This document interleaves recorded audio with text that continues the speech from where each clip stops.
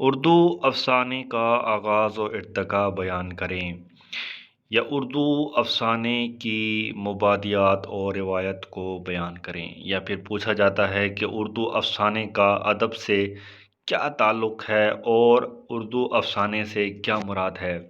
یہ جتنے بھی سوال ہیں آج اس ویڈیو کے اندر انشاءاللہ میں مکمل جواب دینے والا ہوں، اور ساتھ ہی آپ کو یہ PDF نوٹس بھی مہیا کرنے والا ہوں، تو ویڈیو ضرور دیکھیں مکمل۔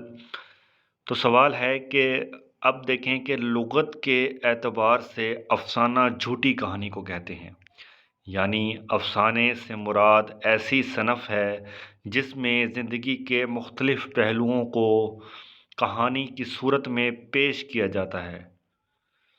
اردو افسانہ دراصل مغربی اثرات کی دین ہے، یعنی اردو افسانے کو انگریزی ادب کے ذریعے متعارف کرایا گیا۔ مغربی افسانہ نگاری کا موجد ایڈگر ایلن پو ہے۔ اگر ہم اردو افسانہ نگاری کے موجد کی بات کریں تو مختلف ماہرین کی رائے بھی مختلف ہے۔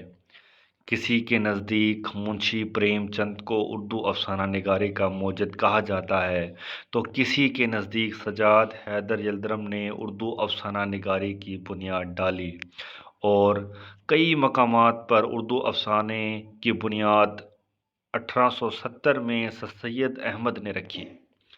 بحث و مباحث کے بعد اور جانچ پڑتال کے بعد تمام مصنفین کی رائے ایک جگہ پر متفق ہوتی ہے کہ اردو افسانہ نگاری کا موجد پریم چند ہیں۔ ان کا پہلا افسانہ دنیا کے سب سے انمول رتن ہے۔ اس بات کو بھی حقیقی مانا گیا ہے کہ پریم چند سے پہلے ہی افسانہ نگاری کا آغاز ہو چکا تھا۔ کافی مصنفین اور افسانہ نگار اس پر لکھ رہے تھے، مگر جو مقبولیت پریم چند کے ہاتھوں افسانہ نگاری کو ہوئی وہ ان کی مثال آپ ہے۔